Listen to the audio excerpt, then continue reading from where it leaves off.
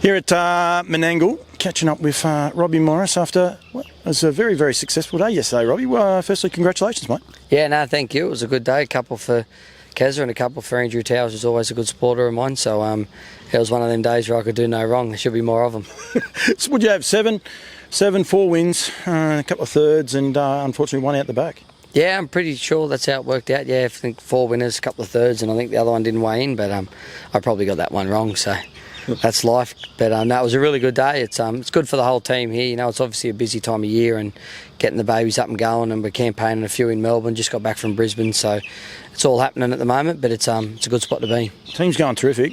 Pete said so, and Kanina Provlima I'll go with. They're both going huge. They're in the Ballarat Cup Saturday night coming. They ran around the Shepparton Cup. You would have been wrapped in how they went at Shep Cup. One's got a good draw, one's got a tricky draw at Ballarat though, but it's a pretty good representation for your stable. Yeah, it is. You know, they're neither of them are stars. They're just tradesmen, you know, and they do their job, and they're a credit to us. But yeah, they were both super at Shepparton, and we sort of were coming home, but when they went that good, we sort of thought, well, might as well aim up at Ballarat too. And Pete said so's drawn 2, and Kanina Provlima's drawn 5, but unfortunately, me and Josh won't be able to get there this Saturday night, just with Tamworth, the Golden Guitar Heats kick off on Sunday, so we'll have to get there for 4 or 5. So it was just, well, I looked at plane tickets and it was just hectic. So unfortunately we couldn't get there, but they're in good hands. Kerrie's on Pete Said So, and David Moran, who's nearly won every country cup in Melbourne so far, is on Kanina Provlima, and they've been looking after him for us the first couple of days this week, and Kez has headed back down today. So yeah, look, it's always good, you know. Kanina Provlima was a revelation through the Inter-Dominions. He just got better and better, and Pete Said So has been doing this job for 3 years. So yeah, it's a credit to the whole team here, and Kerrie. You know, it starts from early mornings and late nights, and people coming here and workers. So it's a family-run business, but it's good for everyone involved. Kanina Provlima, it gets some pretty average draws over the trip, doesn't it? It's five's probably one of the better draws that it's actually had. Yeah, he has. Even Pete Said So. Peter Culsford, his owner, he's been torrid with draws, but Pete Said So's got a couple of handy ones, and Kanina Provlima's for poor old Ben. He's getting a couple of bad ones. But look, they're both the horses. Doesn't matter where they draw, you know, they're going to step out on the track and they're going to do their right foot forward, and they're going to do their owners proud. So that's what it's all about. We'll take the poor away. We'll just say old Ben. Be much better. We'll know how much he races worked it. Yourself and Kerrie, you got a fair team. How many do you work? Yeah, we sort of always vary from the 50 to sort of over, probably to 60. But got a good team of people around us, and yeah, we enjoy it, and the horses are racing good. So yeah, it's got a good system at the moment. Do you tire from it? No, not really. I sort of, some days, like any job, I suppose, some days you get down and out and you think, oh, geez, but, you know, it's one thing with this industry, the lows are low, and then you got to enjoy the highs. So we're lucky enough we've got a good team around us and heaps of good owners. You know, we're so blessed with the owners that we train for. You know, we're able to just keep chipping away, and we enjoy it immensely. I've got a good association. We've got an association with Bardo and Nutrien, and we'll touch on that in a second. And you know, you've got horses for him, and you've been buying from the horses.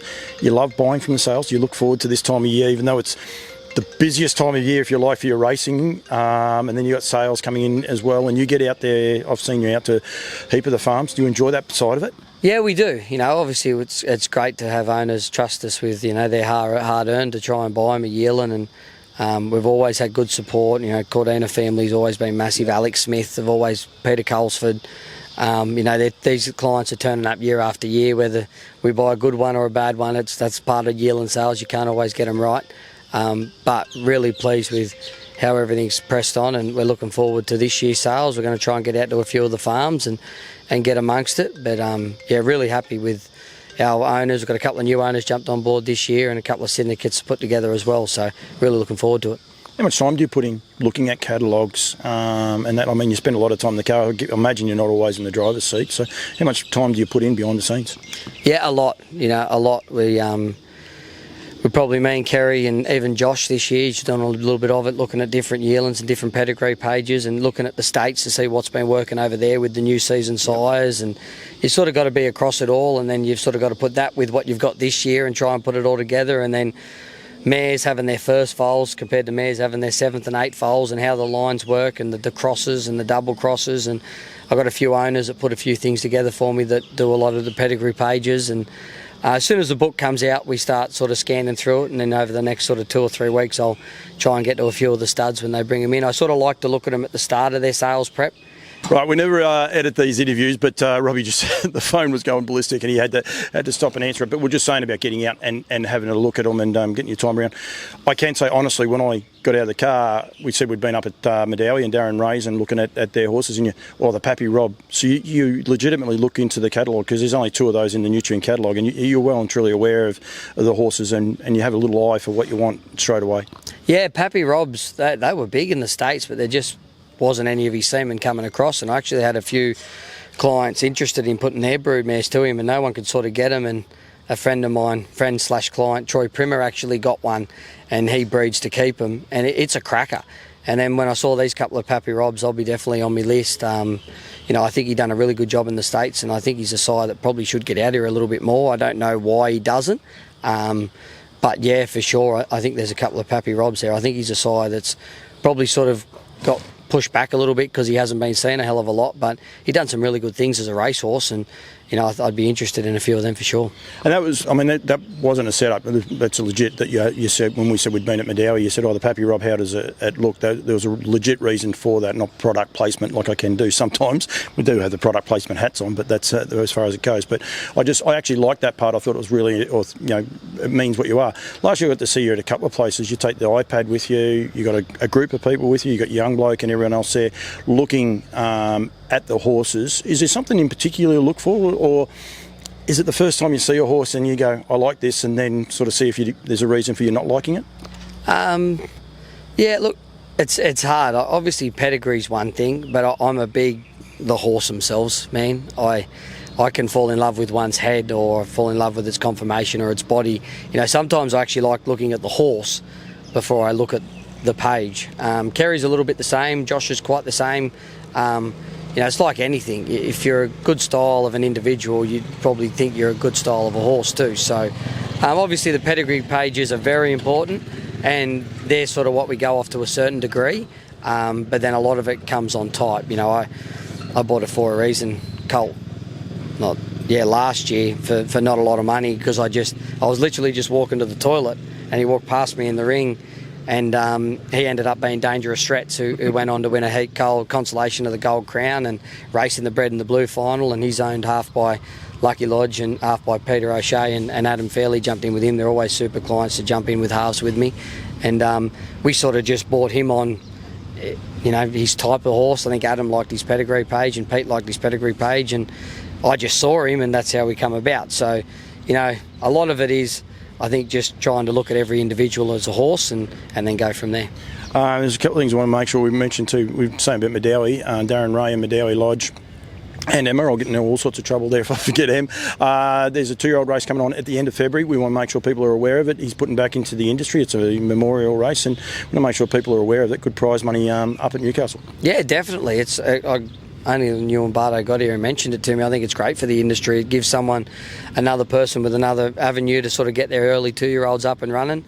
I probably would have liked to, these things happen, but probably for us it'll be more next year. I've sort of left mine to get ready for late March. We're letting into Bathurst and then Nutrien. But if I've got a filly that's up and running and I feel like she can get up and go early, well, we'll be there for sure. I think it's great that Darren and the whole family and Medowie Lodge do a super job, and they're putting back in. So it's good for the whole industry. Got great passion, hasn't he? I know you got to drive a horse for him, and he might have been being a bit cheeky. Can it win Friday? There's a bit of pressure on you now. He's no star, but he's going to get a good trip from the barrier he's got. He's very passionate. I'll tell you, he's very passionate when we slaughter one too. He gets real. I'm more scared of Emma than him, but look, they're great people, and Josh drives a lot for him. They pick and choose for me for some reason. They go with Josh more than anyone, but look, they've been great supporters of Josh from day dot, and I drive the occasional one for him. I think I drive the Thug a lot because he needs to be a bit more sit and sprint. Josh can be a bit more foot on the throttle. I don't suit him all that much, but look, they do a good job, and it'd be good for him to put back into the industry, and really happy that they're getting a 2-year-old fillies race going.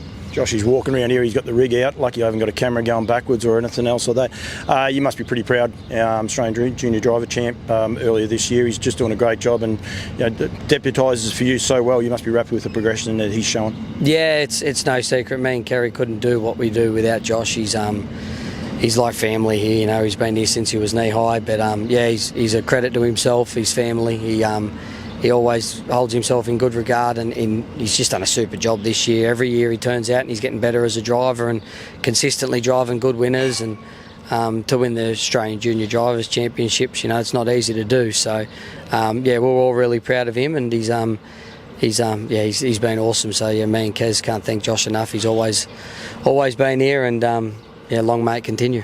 With the Nutrien experience, mate, you've enjoyed it. I said, you know, you've become a great mate with Bardo. I know that you have a lot of banter just about every time I'm in the car with him. But you enjoy the Nutrien experience? Yeah, I do. Yeah, Nutrien have been great. You know, ever since they've come along, and Bardo's sort of always happy to help. He's always asking questions, and their whole company and everyone involved wanting to be better for the industry. And I think as long as we can all work together to form a common goal, it's only good for us. I've never seen. Sometimes our industry, everyone wants the same goal, but no one seems to work together to get it. They all want to go their separate ways, and that person don't like that, and that, you know, just becomes childish. But with Nutrien, I can't thank them enough for what they've done for our industry, and you know, to work with, to work alongside of. You know, when it even comes down to simple things like the book, or you know, the catalogue being online, and how it works a bit easier in other directions, they're always approachable, and yeah, no, it's been awesome. I want more people to listen to what you just said then. Work together, it'd be so much better. That's a whole story for another day, a whole another interview. The credit and getting the credit, the number one trick to do for there is everyone to get it done early. We're still a month away from, well, we're not actually, we're only... Sorry, Tassie's in next week, but won't be that long to be around, but about 5 weeks before the sales actually start kicking in. Get your credit early. Don't leave it to the last minute to try and sort your credit out. It's one of the key things, isn't it? Well, it's like anything, you know. I know it's been a bit talked about the last couple of sales, but there's not many businesses in this day and age that let you walk in and spend $250,000 and walk back out and say, I'll pay you in 7 days. You know, it's not hard. Ring up, get your credit. The girls, you know, at the office are really good to deal with. Put it in, and you go in there on sales day and happy days. You know, it's hard to rock up on the day and just spend all this money on a horse and someone say, yeah, I'll fix you up, mate, but do it properly and you won't have a problem. Don't get to buy a car, drive it off and say, I'll fix it up, I'll put the first payment in 2 weeks' time. It doesn't happen, does it? Jeez, I wish we could. It'd be a lot of fun. As I said, the sales start. Tassie starts on the 26th of January, which is Friday week. This will go up in a minute, so Friday week. Then we go into Queensland on the 11th of Feb. 25th of Feb back here in 24th of Feb, I think, actually back here in Sydney, Warwick Farm. Then 2 weeks later to Bathurst, and then we go to Melbourne, which the sale is on the 14th. The sale week will commence on the 12th with the heats of the 2-year-old race series coming up, and we want to make sure everyone's aware of it. You're going to have a couple targeted for that. It's huge stake money on offer. Be $1.2 million on offer on the final day of the week after. It's massive money for our industry, and I think people need to, you know, these people are saying about credit and not being able to get it. Hang on, there's going to be a $1.2 million race day coming up very, very shortly, which is huge for everyone.